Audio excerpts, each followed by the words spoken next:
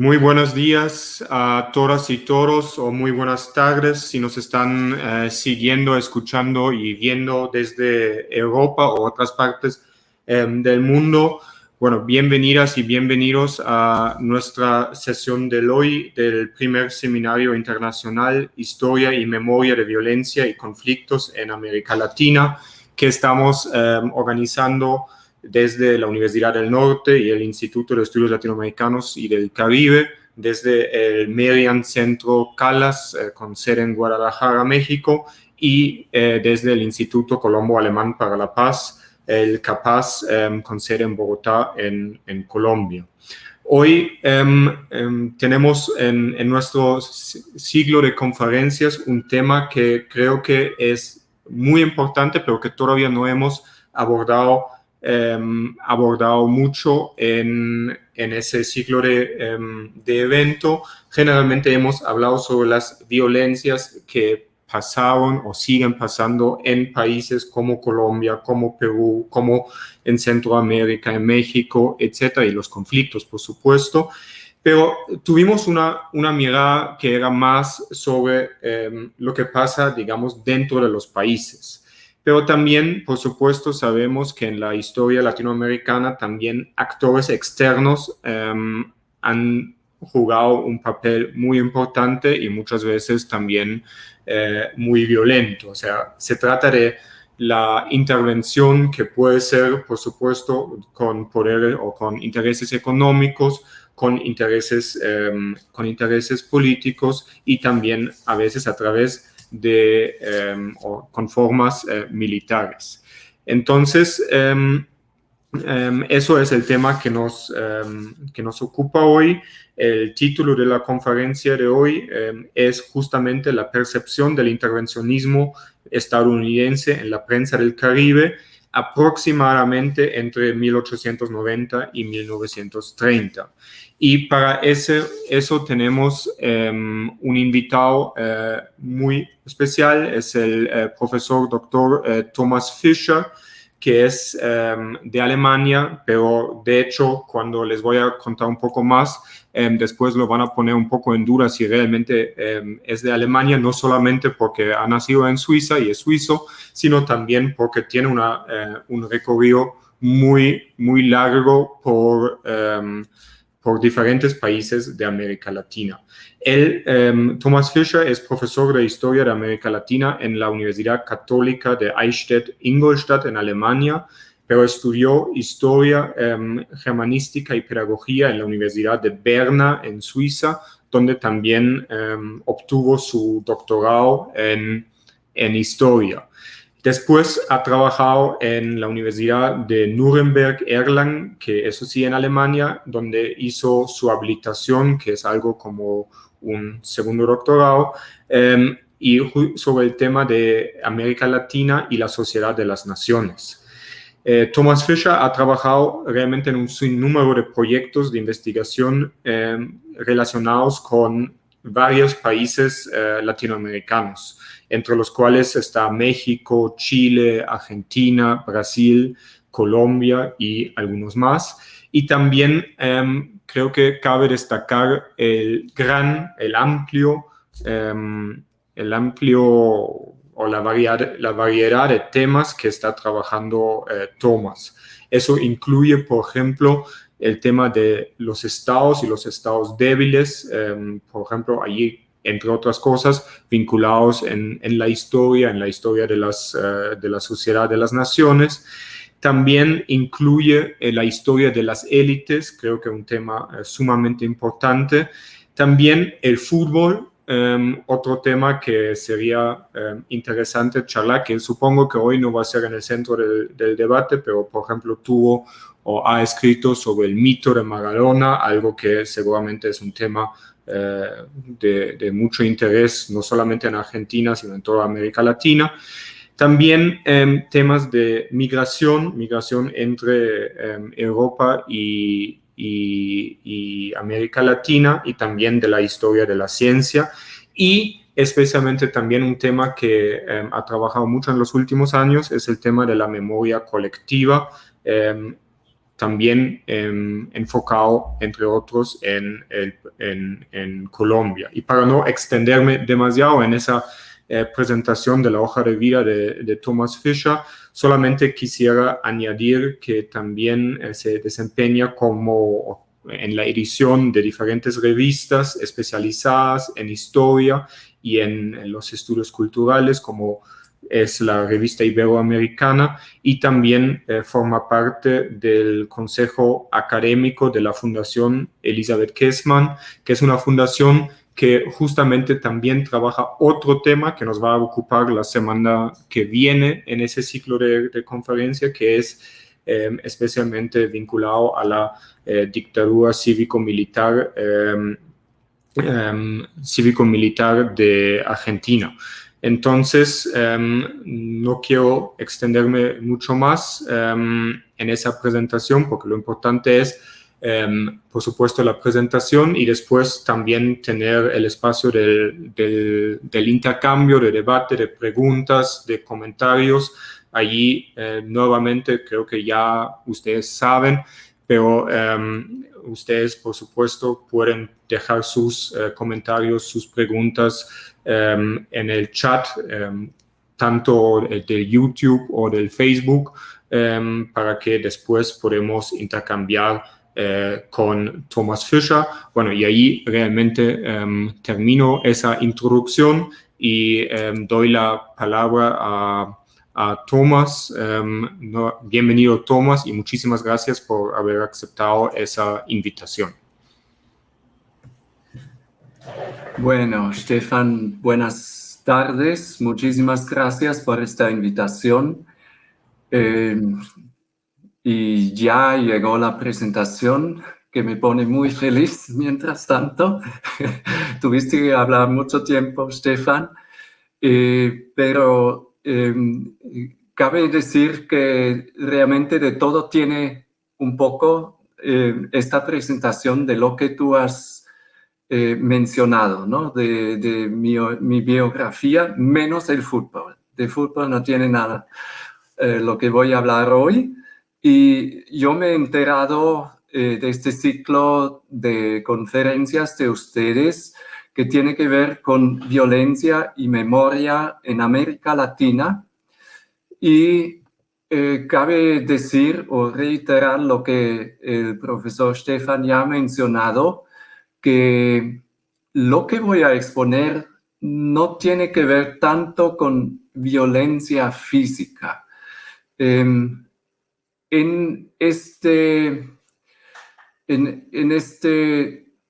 ciclo de intervenciones que conforma toda una época que podemos datar dejando comenzar en 1890 hasta más o menos 1930, no hubo tantos muertos, ¿no? Como hoy en día en los conflictos intraestatales. Pero lo que sí hubo, y eso ha mencionado el profesor Stefan, hubo mucha presión política y era una manifestación de poder de los más fuertes en contra de los más débiles. Y este intervencionismo se expresó a través de presión sobre los estados, ¿no? Eso es lo que podemos mencionar y de lo que podemos hablar hoy. Me siento muy contento poder estar aquí con ustedes, que desafortunadamente no puedo ver, pero sé que ustedes están aquí presentes y espero que me puedan escuchar bien y que después también tengan buenas preguntas acerca de lo que voy a exponer. Algunas cosas van a saber ya, no es novedoso, otras cosas quizás sí es una interpretación que voy a dar. El siguiente, por favor.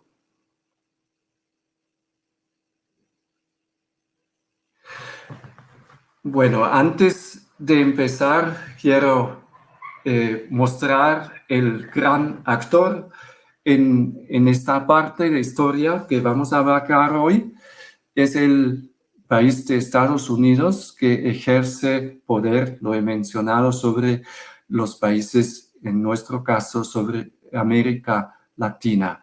Y lo que ven en este mapa, por esto lo he escogido, lo que ven es que Estados Unidos ha crecido rapidísimo durante el siglo XIX. No siempre ha sido así, todos ustedes lo saben, pero este mapa lo demuestra una vez más. Empezando, es como una dinámica, un movimiento que ha pasado en el siglo XIX, que se produjo desde el este de la costa del este de Estados Unidos hasta el oeste, ¿no?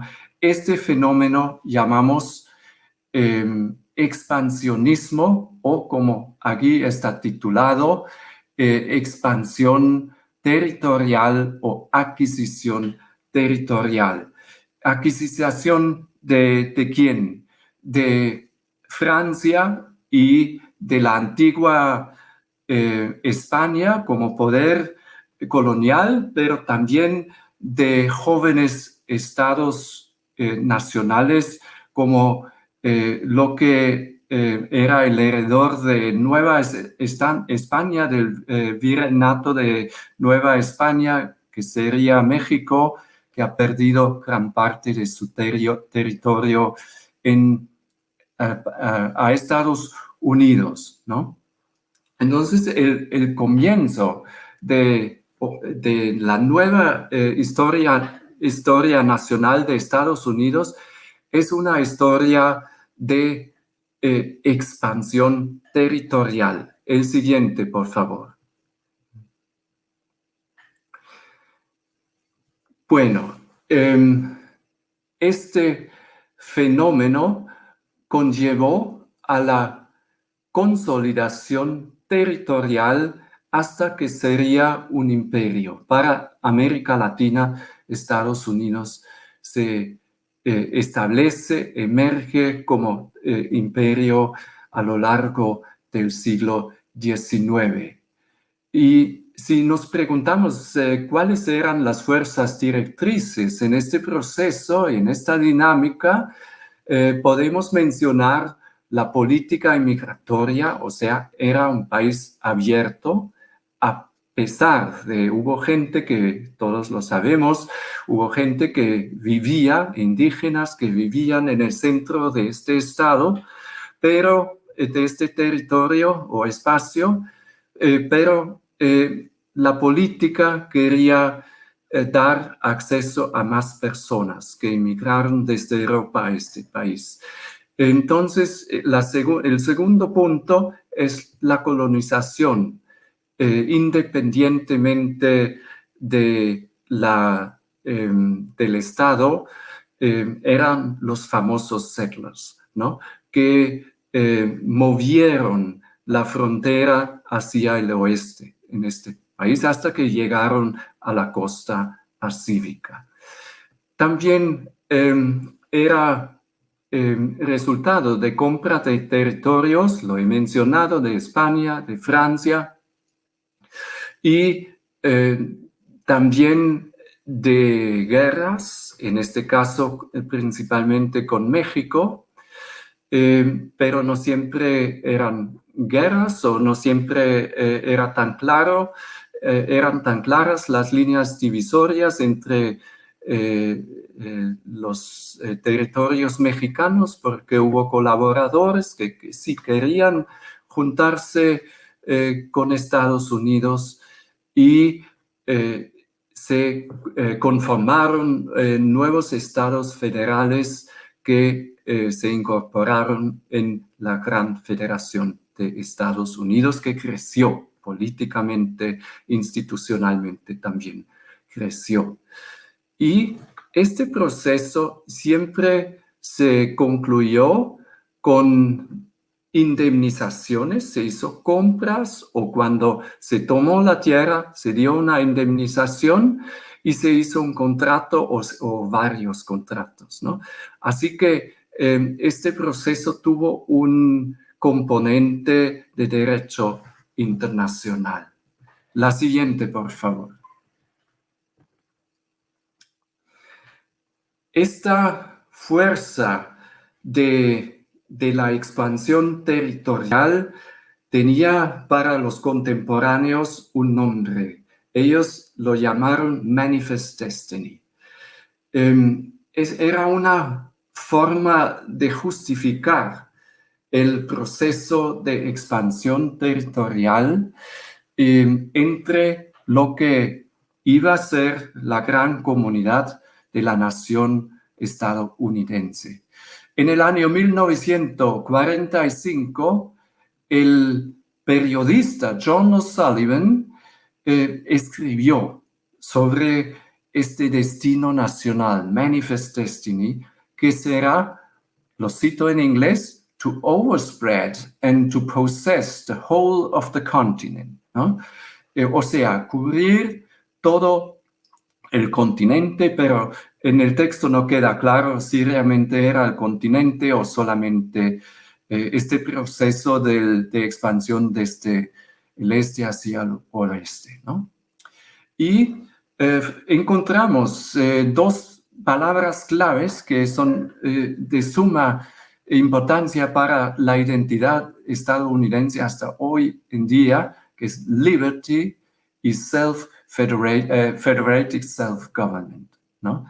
Esto debería ser el centro, ¿no?, de esta expansión que pertenecía, según este periodista, a un higher law, a una ley superior. Y lo interesante es que esto no era una ley, no era una política de Manifest Destiny, sino que era más bien algo que conformó una conciencia de mucha gente, de muchos contemporáneos, ¿no? Entonces, a partir de más o menos los años 1880, empezó una nueva fase, y esta fase, diría yo, ya no es lo mismo porque no pertenece al mismo patrón de formar territorio, ¿no? De ocupar espacio y formar territorio, pero sigue siendo, en el fondo, son las mismas fuerzas detrás de esto, sigue siendo expansión. Y esta expansión es lo que vamos a hablar hoy, que es la expansión hacia el Caribe, aunque ya no tanto a través de la anexión formal de tierras, sino a través de la dominación económica, política, cultural, misional, militar, ¿no? Por eso he hablado de poder. Es una forma de ejercer poder. Eso sabemos todos, económicamente a través de las empresas, del comercio, dando créditos, también a través de capital humano que enviaron a los países de América Latina y al Caribe, a través de la maquinaria, principalmente en el campo de la minería, a través de la política, o sea, la diplomacia, principalmente a través del reconocimiento, la política de reconocimiento, o se reconoció un gobierno o no se reconoció, ¿no? Según los criterios que se adoptaron. También tenía un componente cultural, hoy en día lo llamamos en la literatura norteamericanismo, esta forma de consumismo que se expandió también en América Latina. También lo vemos a nivel de las misiones, principalmente misiones protestantes, hasta hoy en día están presentes en varios países.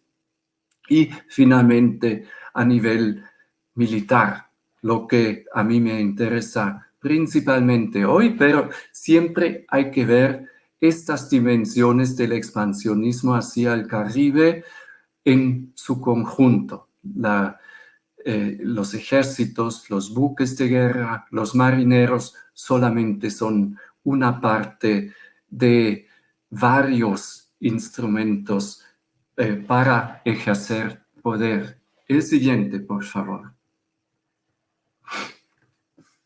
Para ilustrar esto, les voy a mostrar esta foto que muestra a Theodore Roosevelt en la memoria colectiva de Estados Unidos, uno de los grandes, quizás el más gran presidente para ellos. Él participó en la invasión de Estados Unidos en Cuba, en la famosa guerra que el ministro del Exterior de Estados Unidos llamó Splendid Little War.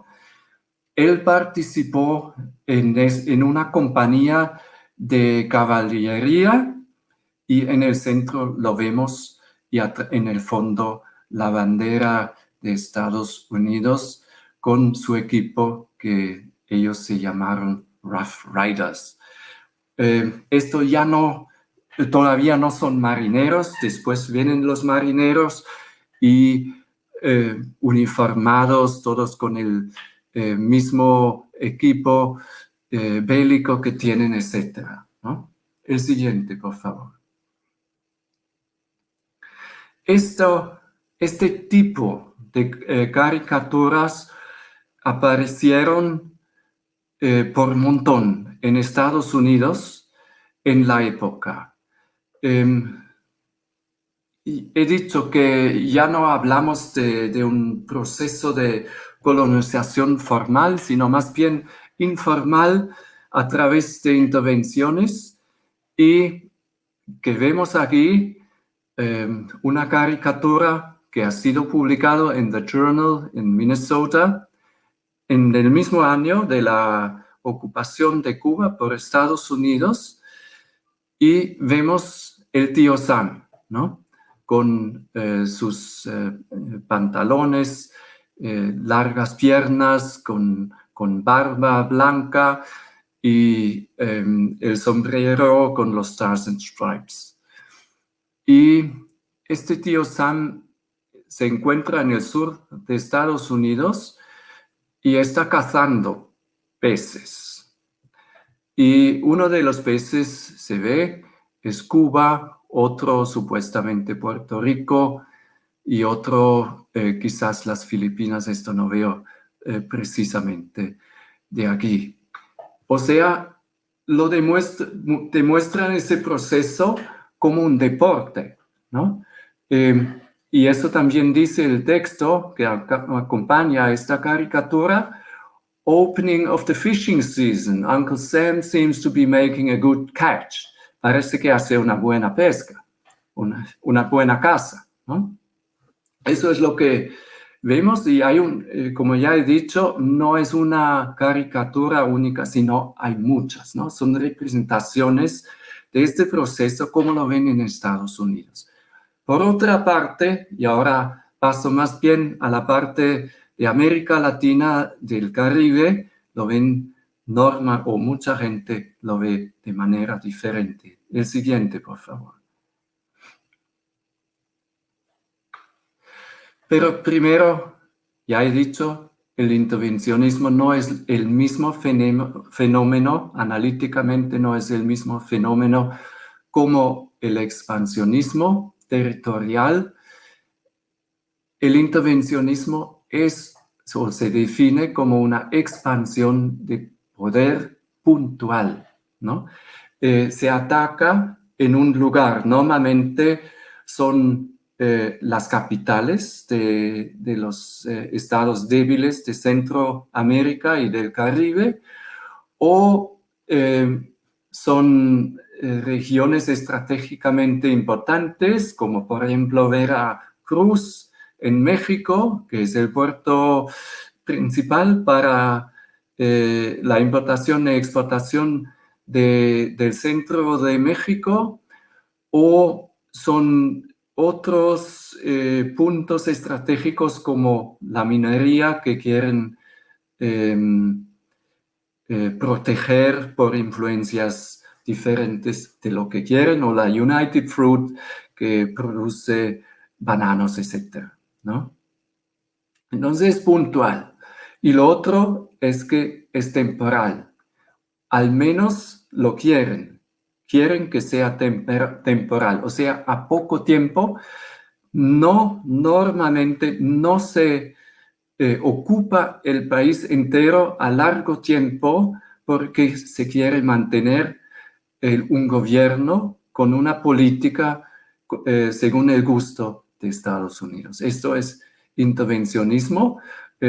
Sabemos bien que no siempre funciona y que tienen los marineros o los ejércitos tienen que estar mucho más tiempo de lo previsto. En la historia reciente hay muy buenos ejemplos de lo que acabo de decir. No siempre pueden salir inmediatamente después de la intervención. Tienen que estar más tiempo, ¿no? En este caso que he mencionado, podemos decir, es como un punto de partida de esta nueva forma de intervencionismo, y el Caribe resulta ser como un laboratorio de aprendizaje en cuanto a intervencionismo. La siguiente, por favor. ¿Dónde han intervenido? En todos estos países en relativamente poco tiempo.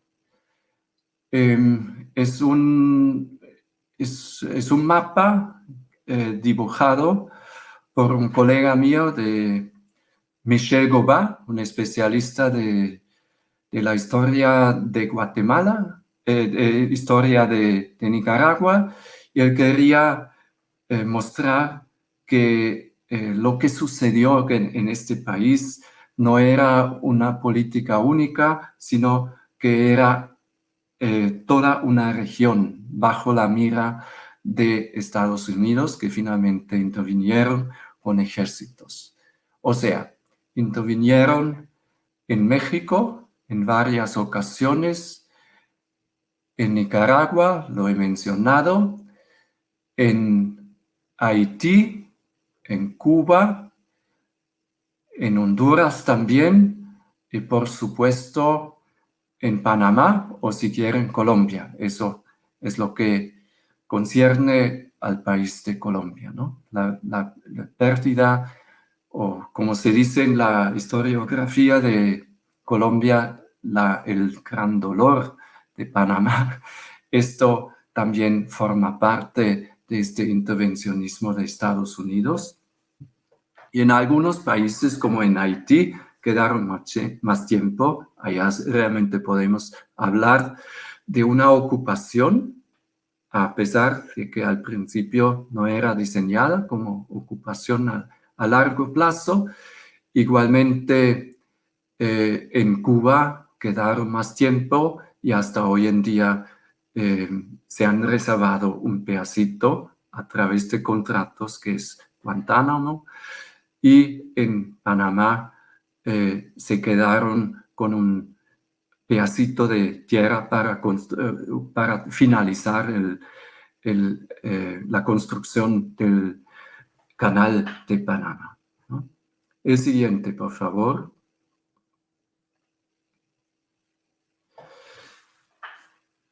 He dicho que las intervenciones hay que justificarlas. La política exterior hay que justificarla. Entonces, en Estados Unidos han desarrollado un instrumento, una doctrina muy sencilla, muy efectiva y que resultó a largo plazo. Cuando se pronunció este discurso de James Monroe, del quinto presidente de Estados Unidos, en el año 1823, para un discurso diseñado para el Congreso, supuestamente este señor no sabía que estos pensamientos van a resultar como los pensamientos cruciales para la política, justificar la política exterior de Estados Unidos por más de 100 años. Eso es increíble, ¿no? Porque en el discurso no pronunció mucho. Él dijo que él destacó 4 puntos. El primero era que para Estados Unidos la política de Europa podría consistir en un problema cuando se trate de colonización, o sea, cuando Europa intente colonizar a América. Y ahí sí hablaron de todo el continente, no solamente de Estados Unidos.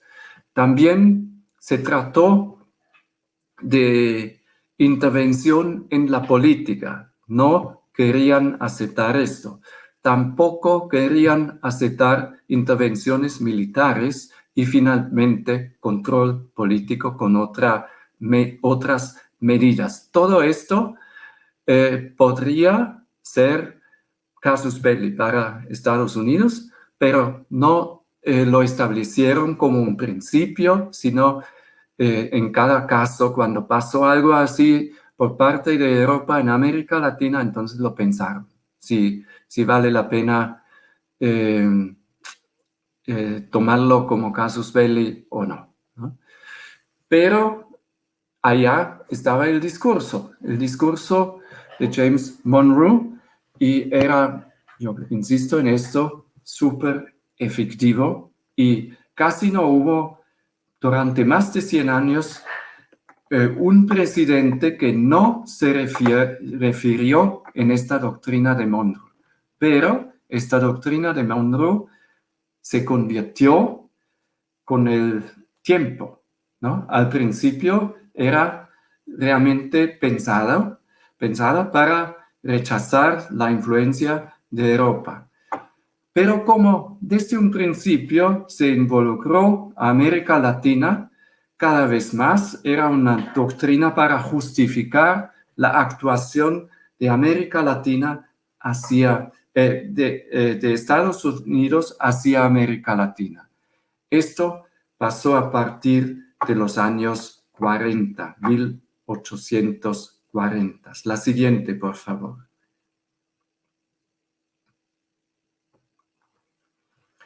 Ahora hago un salto a la época que nos interesa, o sea, otra vez conectada con el nombre de Teddy Roosevelt.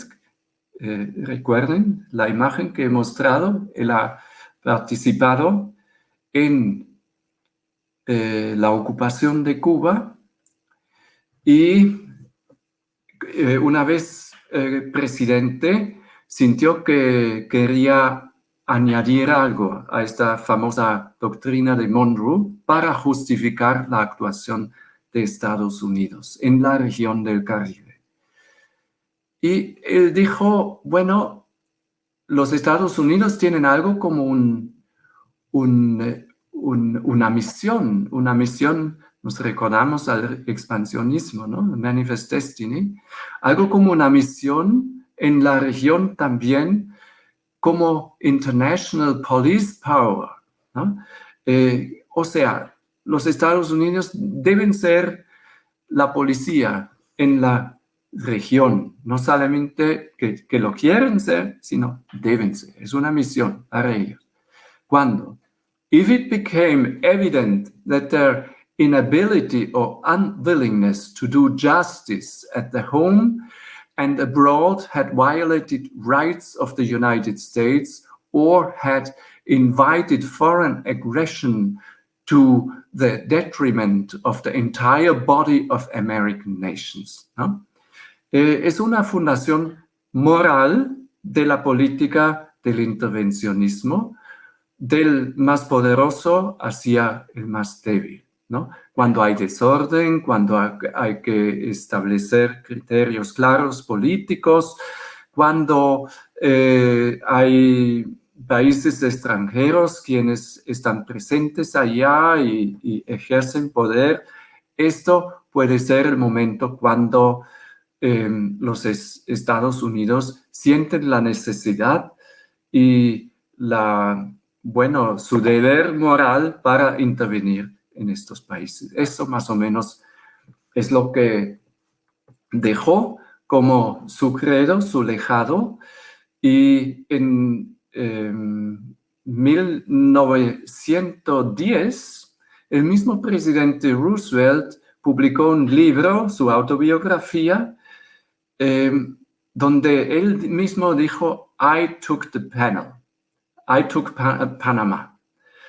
O sea, él ya no tenía escrúpulos para decir, bueno, no lo hacemos o algo así, sino era realmente una política de poder que él fundó y consagró con la famosa Roosevelt Color Rary.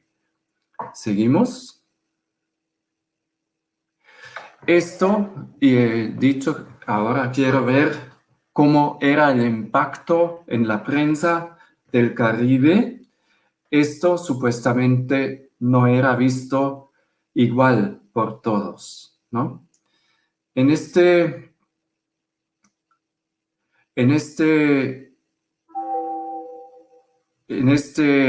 esta caricatura tomada de un periódico colombiano, Mefistófeles, se llamó, del año 1904, o sea, del año cuando Colombia tenía que acomodarse con lo que sucedió en su país y con Panamá y todo esto, incluyendo la guerra de los 1000 días que ni siquiera había sido superada enteramente.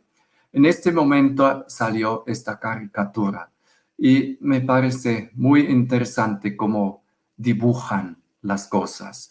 Empezando con el tío Sam, otra vez esta figura que representa a Estados Unidos, la vemos como muy decidida, pero en este caso ya no es el amable tío Sam, con un estilo paternalista que hemos visto, o hasta feliz que hemos visto en la otra caricatura de Estados Unidos, sino es un tío Sam que tiene rasgos casi diabólicos, ¿no? Además, ahora entra la violencia, ya no es un juego, ya no es caza, sino anda armado. En el brazo izquierdo tiene cañones o un cañón, que era el arma moderno de la época, y en el otro, pues algo, parece que un cuchillo o algo así. Debe ser un cuchillo con botes, y lo interesante es que anda cargado. Él tiene un saco, una mochila en su espalda, y si pueden leerlo, pueden leer arma de conquista. 10 millones. O sea, el tío Sam no solamente viene con armas y interviene, sino también con plata. Él tiene la plata, ¿no? Y con la plata se compra la gente, pero también puede hacer obras como el Canal de Panamá más tarde, o otras cosas, otros monumentos de infraestructura. Y este mismo tío Sam está encima de una figura negra, una persona negra en el suelo con sus botes, ¿no? Y encima de esta persona, y esta persona lo interesante, lo repito, es negra. O sea, en esta caricatura se construye un contraste entre blanco y negro. Los negros son los panameños. Al mismo tiempo, estos panameños son los que se dejan comprar con los dólares. Esto interpreta el caricaturista. Y atrás vemos otros supuestamente negros del ejército que también se dejan traicionar, se dejan comprar con plata, ¿no? Y lo que sufre, he mencionado la expresión dolor de Colombia o dolor de Panamá, lo que sufre es la alegoría, la mujer, Colombia, ¿no? Que está llorando. Y el título de esta caricatura es La independencia de Panamá. Entonces, demuestran cómo las cosas, los factores en este intervencionismo están conectados. Y ya he mencionado que normalmente el intervencionismo no funciona solamente con poder brutal, sino también con gente que colabora, ¿no? Y esto también se demuestra. Pero también se demuestra el racismo del mismo caricaturista, porque lo negro para él es malo, tiene un menos precio, ¿no? Que para la gente negra. El siguiente, por favor.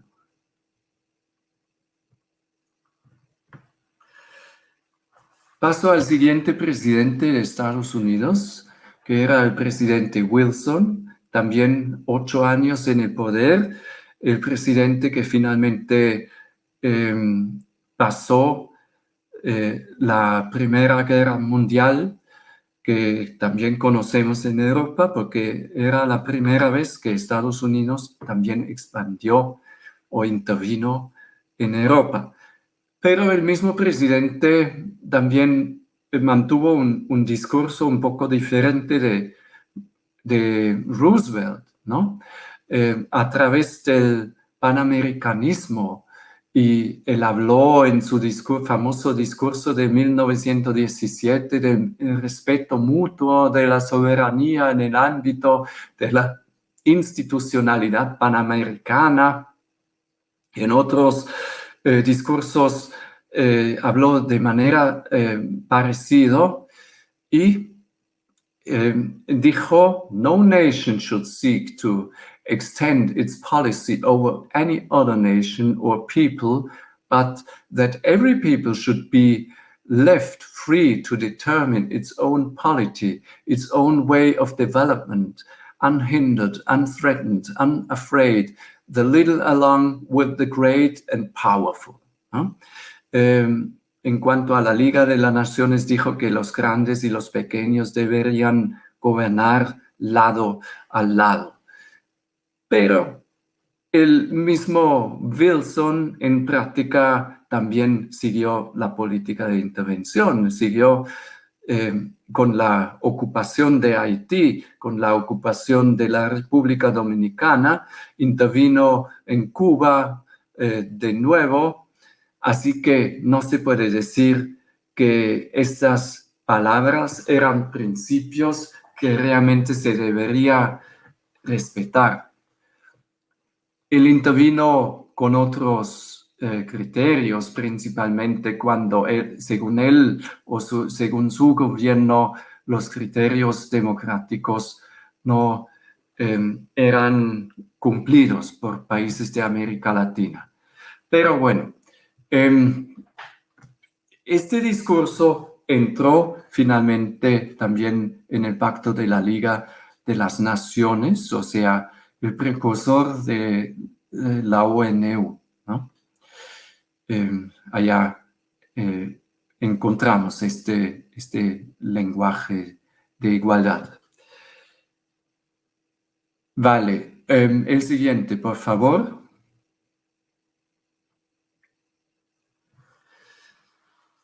Esta Liga de las Naciones tuvo un impacto bastante fuerte en América Latina, en el Caribe, en los gobiernos y los países y en el público, en la prensa y entre los intelectuales y también entre los caricaturistas. Aquí vemos una caricatura tomada de Semana Cómica de Colombia que demuestra el presidente Wilson y la Liga de las Naciones y lo que tenía que ver la doctrina Monroe para o desde la vista de Colombia. Allá no se había olvidado esta intervención en Panamá, la separación de Panamá, y vemos el presidente Wilson en un globo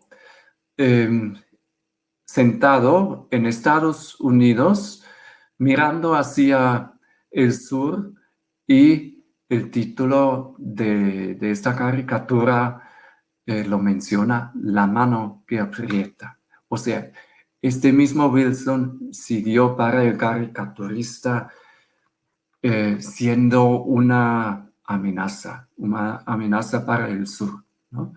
Y la justificación, se puede leer, es la doctrina de Monroe, ¿no? Del intervencionismo, y el Caribe ya es también el Caribe venezolano y colombiano. Esto es lo que se temía, ¿no? Que allá también la mano del gringo llegue. La siguiente.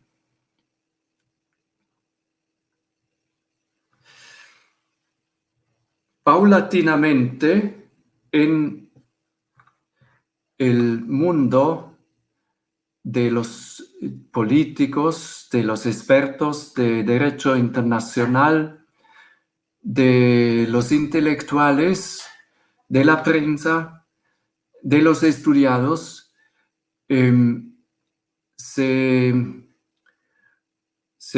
vio un descontento, ¿no? Descontento sobre esta política de intervencionismo, y el instrumento para atacar o para expresar su descontento era la doctrina de Monroe. Y esto se demostró en varios momentos de la historia internacional. Por ejemplo, durante la conferencia americana de 1923 en Santiago, o en la conferencia de 1928 en La Habana.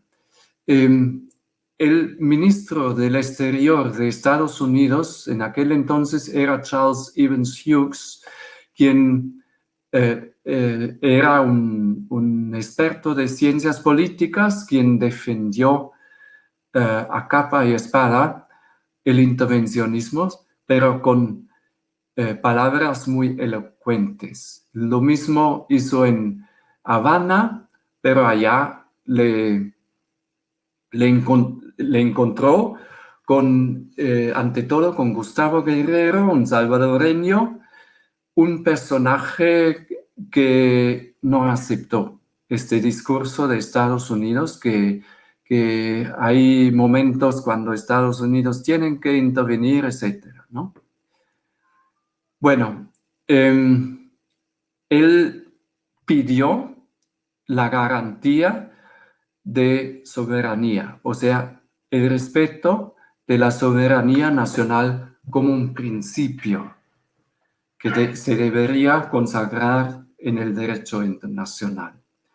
Eso es lo que sucedió allá, y para mí eso era un punto de cambio. Desde allá, los Estados Unidos tenían que pensar sobre este principio de intervencionismo. El siguiente. Bueno, lo han dibujado también en la conferencia de Habana.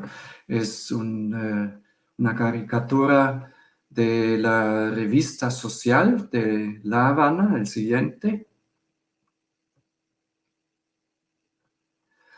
Y otra vez una caricatura de Colombia, fantoches, y se muestra otra vez este tío Sam que tiene algo diabólico y por qué tanto furor, tanta ira por parte de Colombia, no solamente por Panamá, sino también por lo que en el momento sucedió en Nicaragua. Otra vez hubo otra intervención.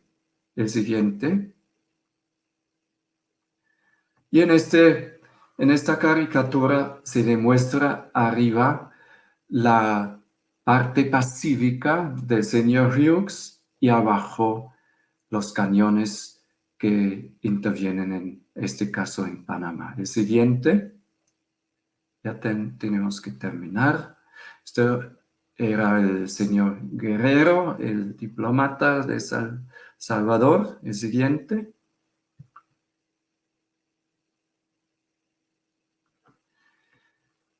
Y he dicho que ya no se podía mantener estas doctrinas estadounidenses unilaterales de intervencionismo, así que finalmente por parte de Ginebra, de la Liga de las Naciones, se pidió respeto al concepto wilsoniano de respeto de los países pequeños.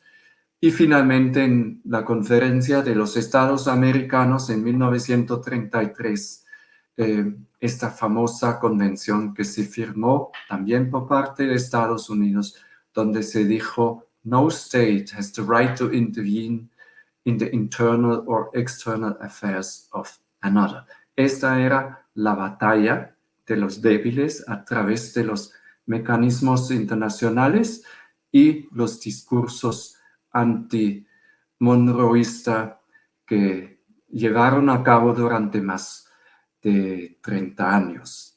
Bueno, tengo que terminar aquí para que tengamos algunos minutos para discutir y para preguntas. Muchas gracias por escuchar.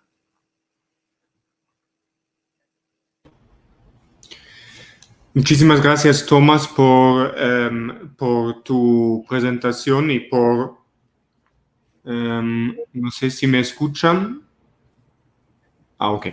Muchas gracias nuevamente por tu presentación y sí, de hecho creo que por lo menos yo he aprendido bastante. Algunas cosas sí sabía, pero muchas cosas eran nuevas. Y quisiera empezar con una pregunta que tiene como varias aristas y voy a poner algunos comentarios que me han llegado a esa pregunta. Es un poco esa idea de sí es el poder militar, pero también es el poder económico y quizá cultural, y uno podría pensar incluso en teoría de Gramsci, quizá con la hegemonía. Y entonces, un poco la pregunta es o sea, hubo como una inquietud sobre lo misional y entonces allí sobre el protestantismo. Entonces la pregunta es si eso realmente en el Caribe tuvo mucho impacto y quizá vinculándolo, aunque dijiste al inicio que no ibas a hablar del fútbol y supongo que no es del fútbol, pero cuando yo pienso en el Caribe pienso mucho en el béisbol o en la pelota. Y entonces, ¿qué papel tienen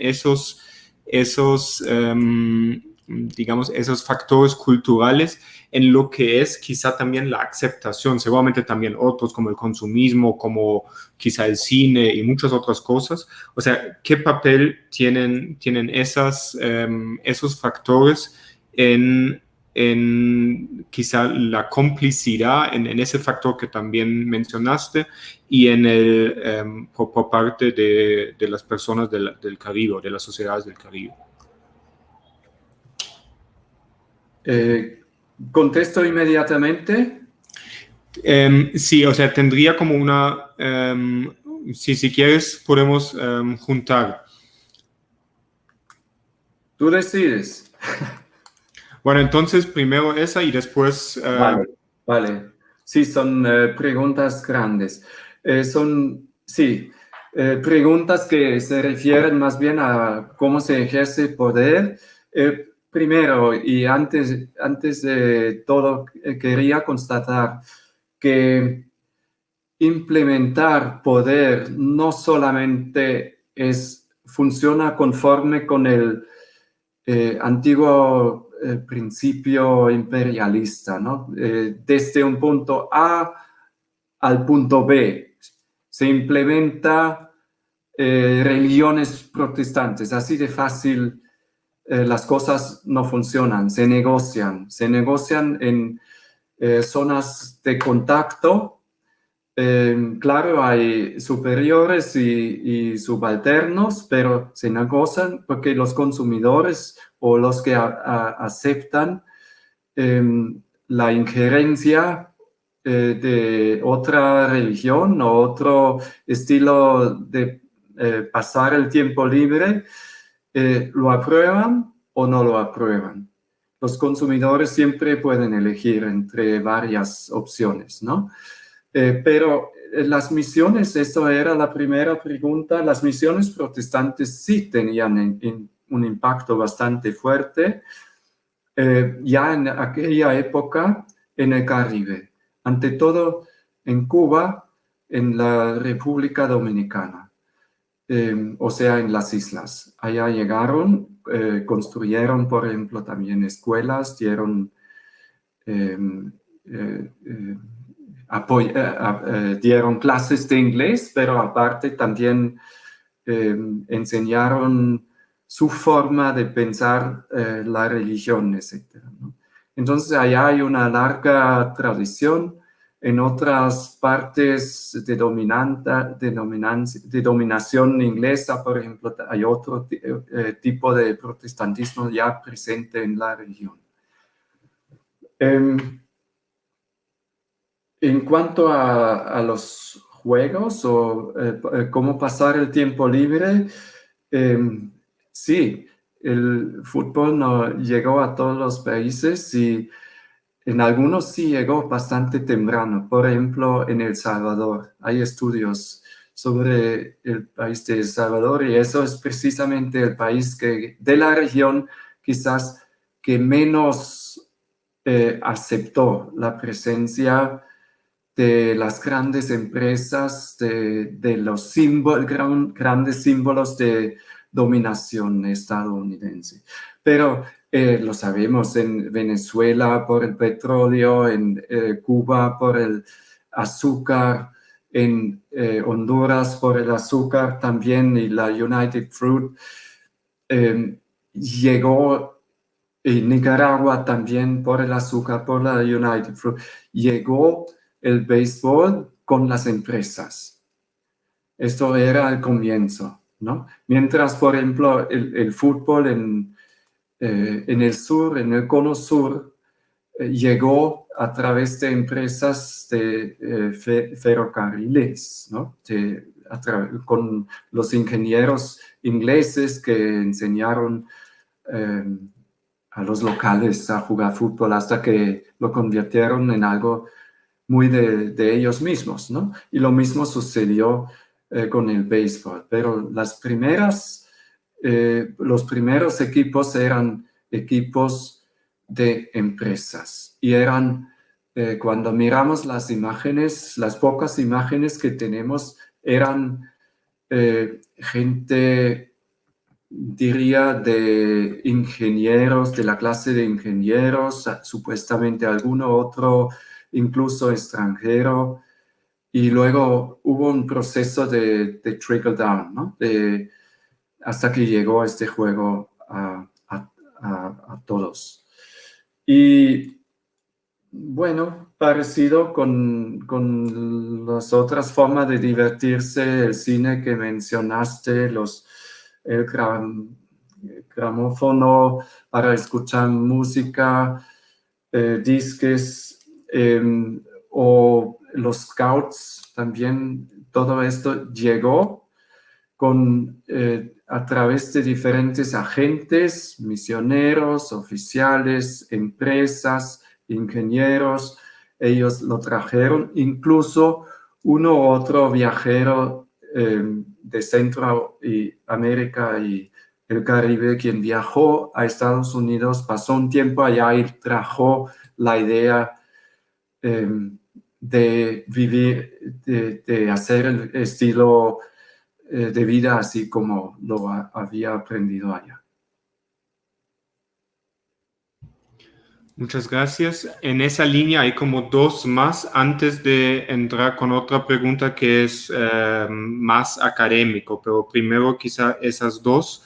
Una por parte de Melody, que pregunta cuál ha sido la postura de la intelectualidad crítica del Caribe y de Centroamérica frente al intervencionismo, y de nuestro colega Jochen Kemner del CALAS, el papel o la relación entre el intervencionismo de Estados Unidos y la formación de una identidad nacional en los países de la región, y allí también el papel de la prensa. La última parte no entendí. ¿El papel de la prensa? Sí, en primer lugar, la relación entre el intervencionismo de Estados Unidos y la formación de una identidad nacional en los países de la región. Después viene adicionalmente y el papel de la prensa, supongo, en la formación de una identidad nacional. Sí. Bueno, cabe destacar que la prensa no existe. Yo creo que no existe en ningún país. Siempre hay diferentes corrientes en la prensa, incluso en algunas publicaciones vemos que hay diferentes opiniones. Esto no es tan novedoso, ¿no? Esto para empezar. Pero realmente he estudiado gran parte de la prensa capitalina y de las semanales de la época, donde tenía acceso. No he visto todo. Por ejemplo, de Nicaragua es muy difícil conseguir la prensa entera, pero de Costa Rica o de El Salvador o de Cuba o de la República Dominicana, incluso Colombia, por supuesto, se consigue casi todo, ¿no? Y eso es una fuente muy, muy rica. Y se ve que se comenta, ¿no? Pero detrás de estos comentarios, casi siempre, entre más políticos son, casi siempre hay intereses, ¿no? Particulares o intereses de una corriente política de un país. Esto se expresa en esta prensa. Y luego hay foros un poco más académicos, más intelectuales, donde también se comenta. Y una parte que a mí me ha llamado particularmente la atención son estas caricaturas, porque me parece las caricaturas reducen contenido a sentidos muy claros que son portadores de mensajes, ¿no? Usan símbolos de la época, pero también clichés como hemos visto cuando analizamos estas caricaturas sobre la traición de Panamá, ¿no? Allá entró el racismo, o como hemos visto cuando analizamos la caricatura que se publicó en Estados Unidos. Eso también era se mostró muy claramente el racismo que contiene, ¿no? En esto. Entonces es un conjunto que forma un cuerpo para interpretar, primero a nivel nacional y luego a nivel de la región.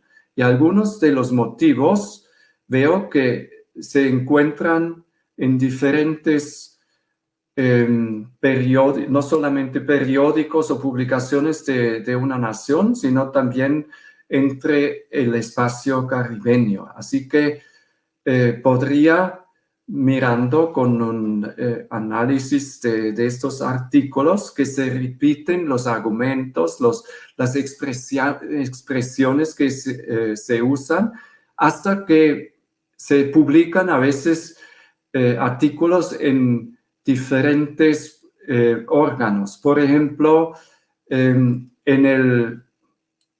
la revista americana, Repertorio Americana, o el mismo artículo aparece también en El Espectador. También se intercambian caricaturas, ¿no? Entonces se circula y se nota que también entre los publicistas y los que participan en estas publicaciones hay un intercambio de opiniones y de discursos. Eso me parece interesante y por eso yo creo que lo novedoso en mi trabajo es mostrar que se toma este motivo de la doctrina de Monroe como el símbolo de hacer política por parte de Estados Unidos hacia la región y paulatinamente se monta un discursito, diría yo, contrahegemónico contra Estados Unidos para mostrar que sería bueno tener los mismos derechos entre los estados, algo que no durante todo el siglo XIX no era aceptado, ¿no? Imperaba el criterio westfaliano del estado.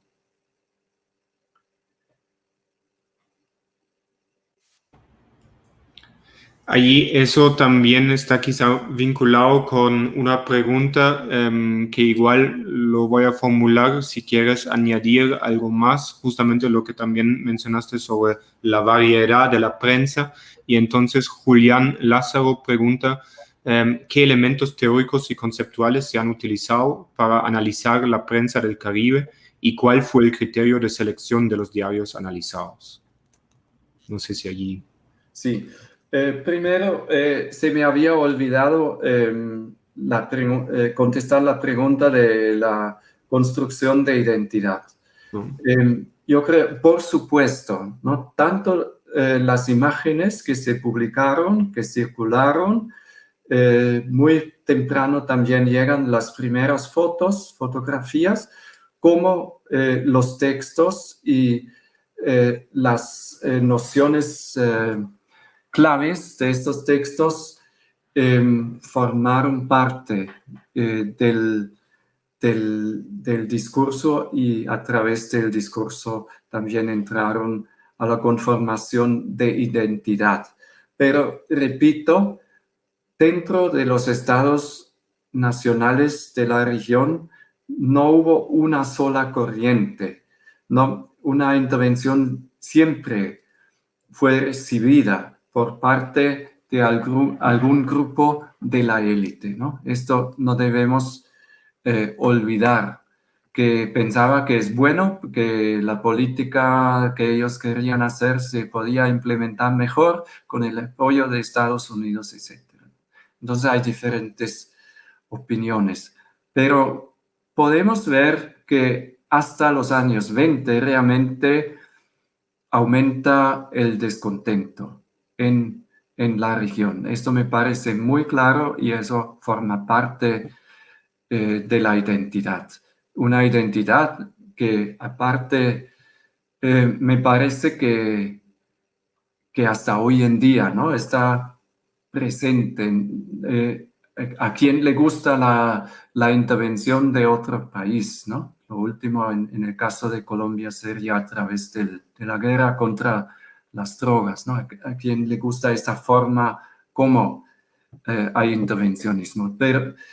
Pero al mismo tiempo se mira hacia Estados Unidos y lo hemos mencionado, se adopta una forma para construir tiempo libre y pasar el tiempo libre con el béisbol o más tarde sería también básquetbol, etc., ¿no? O scouts, etc.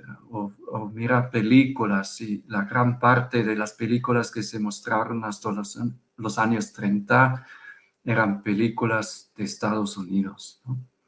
Entonces está presente eso, esta ambigüedad, ¿no? Del tío Sam que interviene, pero del tío Sam que también es un ejemplo.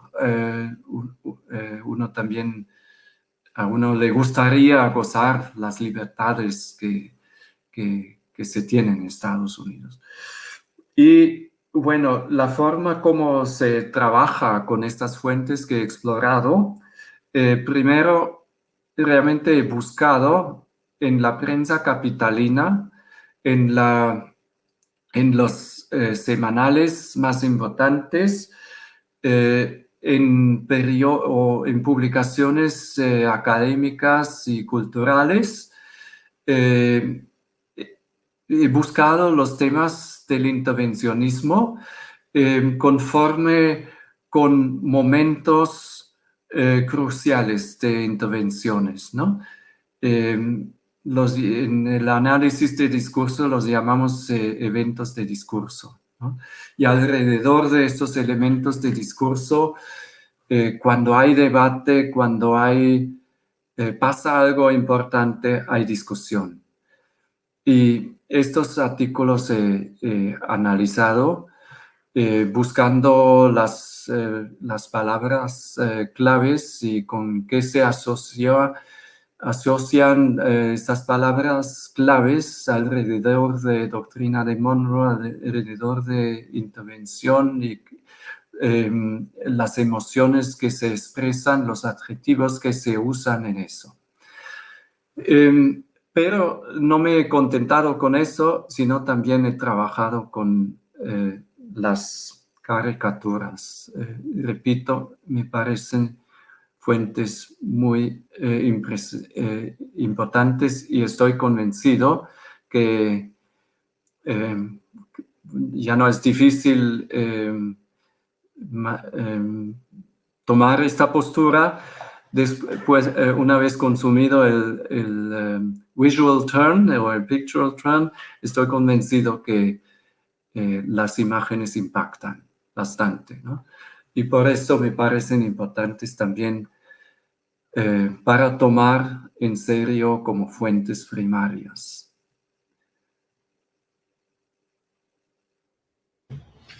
Ok, nos quedan aproximadamente 10 minutos y quisiera poner dos preguntas más. Una por Diana Arévalo, que pregunta si el intervencionismo generó una discusión fuerte entre los líderes de opinión en Colombia y en otros países de América Latina. O sea, eso sí podemos decir que hay choques entre los debates de los diferentes países.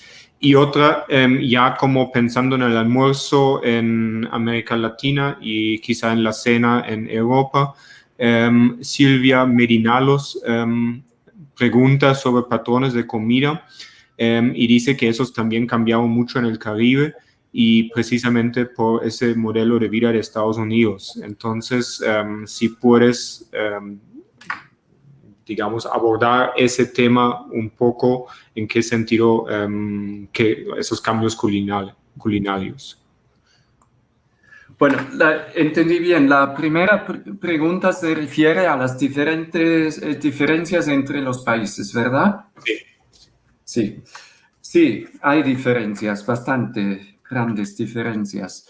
Eso primero tiene que ver con los intereses de las élites, ya que en cada país tiene algo que hace que Estados Unidos interviene o no interviene. En el caso de Colombia es el Canal de Panamá, ¿no? En la época. En Nicaragua es lo mismo. No hubo canal, pero este país hubiera servido para construir un canal. Y pasó mucho tiempo hasta que realmente se sabía que finalmente en Panamá se va a construir un canal, pero no se quería que en otro país, por ejemplo, Inglaterra o China o qué sé yo, construyese este país. Es un tema que hasta hoy en día es vigente, ¿no? En otros países es la United Fruit, la presencia muy fuerte de United Fruit. Por ejemplo, lo he mencionado en Honduras, pero también en el Caribe, y en el Caribe también es la industria azucarera, ¿no? Son las plantaciones azucareras y la industria azucarera además la cercanía con Estados Unidos. Son tan solo 90 millas hacia Estados Unidos desde Cuba. O sea, es lo más cercano posible. Entonces, vemos en estos países cuando pasa algo que puede amenazar lo que ellos dicen que son nuestros intereses, intervienen y ejercen lo que ellos insisten que es su derecho, soberanía, fuera de sus propias fronteras nacionales, ejercen soberanía, pero impiden que otros hagan lo mismo en su país, ¿no? Esta es la constelación. Hay otros países donde no están tan interesados. Por ejemplo, yo he mencionado El Salvador. Allá hay una élite que tampoco quiere que haya demasiada presencia estadounidense en cuanto a inversiones extranjeras en ferrocarriles, en la construcción de carreteras en la época, en el turismo también. Hay más capital de otros países que de Estados Unidos. Este país mantiene por un buen tiempo un desarrollo, diría, más nacionalista y un discurso más nacionalista, ¿no?, que otros países.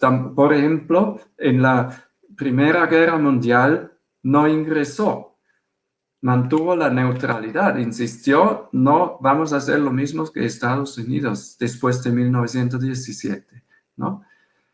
Por algo será, no solamente casualidad. Otros simplemente no podían, ni Panamá, ni Cuba, era imposible, ¿no?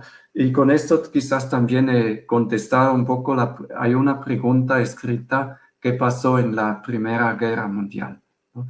En la Primera Guerra Mundial, los Estados Unidos trataron de implementar su ley en la región, querían construir una región. No lo lograron perfectamente, pero hubo mucho más presencia, ¿no? A pesar del discurso de armonía y equidad, etcétera, wilsoniano. Y pues en cuanto a comida, claro, ustedes dirían los burgers, ¿no? Hoy en día están en todo el mundo, no solamente en América Latina y en el Caribe. Es quizás el mejor ejemplo de la influencia de comida, ¿no?, de presencia de comida estadounidense. Pero yo insistiría que detrás de eso no hay un plan de dominación o qué sé yo, ¿no? Claro, hay mercadeo y se trata de conseguir clientes y consumidores y se hace propaganda, pero también en Colombia es un buen ejemplo, son empresas colombianas que ofrecen burger, ¿no? No solamente McDonald's, y hacen buen negocio con esas, son cadenas e incluso son mucho mejores que los burgers de McDonald's. Pero hay influencia bastante presente. Y quizás, yo diría, no tanto en Colombia, pero en México, por ejemplo, ¿no? En México, las cadenas de Estados Unidos, fast food, está omnipresente. Y con esto también están omnipresentes la gente que pesa demasiado en México, ¿no? Eso es la consecuencia de esta forma de alimentarse. Muchísimas gracias, además, por tener ahorita también la certeza académica que los burgers colombianos son mejores que los de McDonald's, pero igual invitándoles más bien, los por lo menos que están en ese momento en Colombia, quizá a almorzar con una buena mazamorra o algo, digamos, que supongo que no tiene mucha influencia de Estados Unidos, o lo que a ustedes les apetece, por supuesto.